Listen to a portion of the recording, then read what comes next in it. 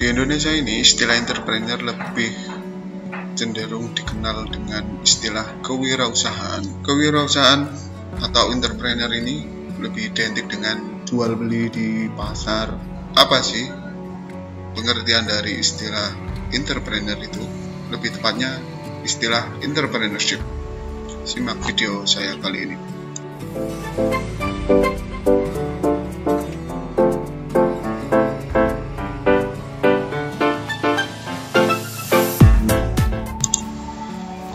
Entrepreneurship.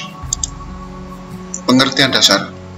Entrepreneurship ini diperkenalkan pertama oleh Richard Cantillon dalam tulisannya Essai sur la nature du commerce en general tahun 1755 yang diterbitkan dalam jurnal bisnis dan commerce tahun 2012. Istilah entrepreneurship diadopsi dari bahasa Prancis yang bunyinya entreprendre. Sekali lagi, Entreprendre. ya itulah, yang berarti melakukan sesuatu, to undertake, memulai atau berusaha, melakukan tindakan, mengorganisir dan mengatur. Itu istilah baku dari entrepreneurship. Kemudian istilah dari para ahli bagaimana?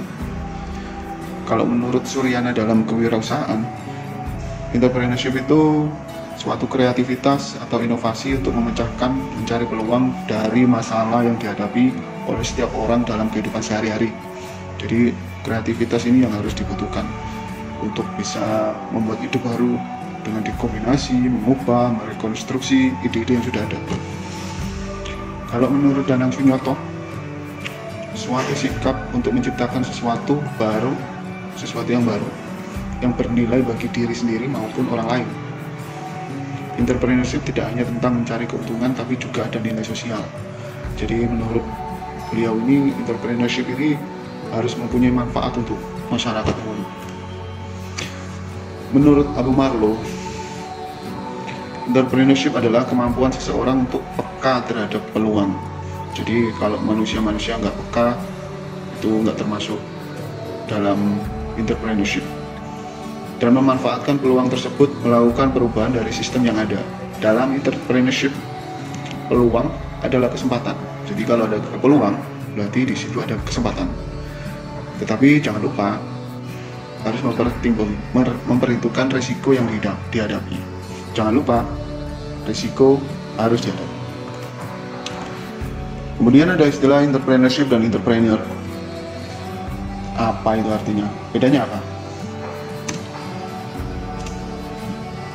Menurut Kashmir dalam kewirausahaan 2013, entrepreneurship itu kemampuan dalam menciptakan sesuatu baru dan berbeda. Sedangkan entrepreneur adalah orangnya, orang yang memiliki kemampuan untuk menciptakan sesuatu yang belum pernah ada, dan sesuatu itu menjadi berbeda dari yang ada.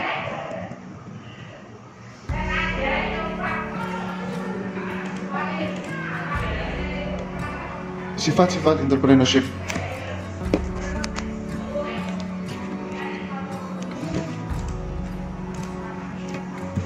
Jika kita menginginkan sebagai seorang entrepreneur yang bergerak dalam entrepreneurship, kita harus memiliki sifat satu, percaya diri. Kalau kita nggak pede, kita nggak bisa memulai dan menjadi pribadi yang mantap, tidak terombang-ambing dengan pendapat orang lain. Yang kedua, berorientasi pada tugas dan hasil. Jadi kita harus tahu fokus kepada prestasi yang ingin dicapai. Prestasi, bukan sensasi. Yang ketiga, mengambil risiko. Pengambilan risiko ini penting dalam dunia wirausaha karena seseorang entrepreneur ini harus penuh pertimbangan dalam mengambil risiko. Kalau istilahnya di pengusaha itu, risiko dan rezeki itu bedanya tipis. Jadi di mana ada risiko, di situ ada rezeki. Yang keempat, berjiwa kepemimpinan. Jadi seorang leader. Jadi seorang entrepreneur ini harus menjadi seorang leader, pemimpin, bukan bos. Kalau pemimpin ini bisa mendengarkan saran dan kritik dari bawahannya untuk kemajuan kinerja bersama. kinerja perusahaan. Jadi bukan hanya nyuruh-nyuruh aja, tapi dia nggak punya problem solving. Jadi pemimpin itu bisa memberikan contoh dan bisa mendengar. Yang kelima, orisinil. Orisinil di sini tidak mengekor kepada orang lain, tetapi memiliki pendapat sendiri, ide yang orisinil, mampu merealisasikan ide tersebut. Ada istilah di entrepreneurship itu ATM, amati, tiru, dan modifikasi. Nah, sedikit saja kita modifikasi, itu sudah menjadi keorisinilan kita. Misal, ada donat biasa. Misalnya kita kasih topping aja dengan topping bumbu pecel, itu adalah sebuah orisinil. Sebenarnya tidak ada orisinil di bawah matahari. Di bawah matahari ini sudah tidak ada yang orisinil, tapi kita harus bisa menciptakan sesuatu yang unik dan aneh. Yang keenam adalah berorientasi kepada masa depan. Seorang entrepreneur ini harus perspektif, mempunyai visi ke depan, sebab sebuah usaha ini harus didirikan bukan untuk jangka waktu sementara, tapi untuk selamanya, jauh ke depan, 10 tahun, 20 tahun. Kita nggak tahu se-brand Samsung itu dulunya sebuah toko kelontong, sekarang memiliki produksi gadget. Kita nggak pernah tahu puluhan tahun yang lalu, dari sebuah toko kelontong menjadi sebuah perusahaan teknologi tinggi, karena orientasinya memang ke masa depan. Yang ketujuh adalah kreativitas dan inovasi. Ini tadi seperti yang tadi. Inovasi itu adalah keharusan. Jadi dalam sebuah wirausaha atau entrepreneurship, jika sudah ada yang sama, kita harus inovasi yang baru lagi. Jika sudah ada yang meniru, kita inovasi yang baru lagi. Itu terus. Yang abadi itu adalah inovasi. Manfaat entrepreneurship. Kenapa ini harus diajarkan? Karena ada beberapa manfaat yang harus kita akui dalam entrepreneurship ini. Yang pertama adalah peluang mengendalikan nasib sendiri. Jadi kita tidak tergantung kepada orang lain. Maksudnya ini tidak tergantung pada orang lain, itu kita berdiri di kaki sendiri. Kita menjadi pemimpin perusahaan sendiri, memiliki kebebasan dan peluang bagi entrepreneur untuk mencapai tujuan penting baginya. Yang kedua, peluang melakukan perubahan. Seorang entrepreneur itu mempunyai peluang untuk melakukan perubahan, baik dari perubahan di lingkungan sekitar maupun perubahan dirinya sendiri. Kita tahu bahwa 10 atau 20 tahun yang lalu, dalam kurun waktu 20 tahun yang lalu, manusia itu ketika ingin bersilaturahmi itu harus datang. Manusia itu harus berkirim surat lewat pos. Tetapi sekarang karena tercipta yang namanya teknologi, kita sebut saja Mark Zuckerberg, Facebook, mengucapkan selamat ulang tahun cuma dalam waktu sekian detik, ataupun WhatsApp ataupun Android, itu kan adalah sebuah kreasi dari seorang entrepreneur yang dapat mengubah dunia. Bahkan yang dulunya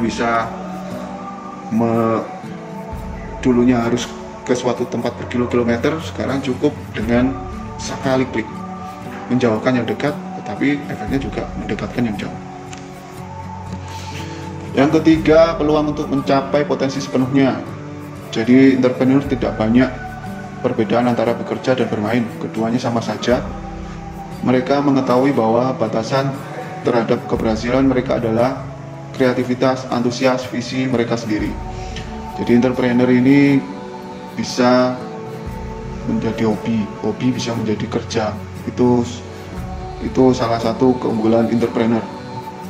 Yang keempat, peluang untuk meraih keuntungan tanpa batas. Walaupun uang bukan daya dorong utama bagi entrepreneur, keuntungan dari bisnis merupakan faktor motivasi yang penting untuk mendirikan perusahaan. Jadi kalau keuntungan tanpa batas ini misalnya gini ya, dulu ada booming batu akik.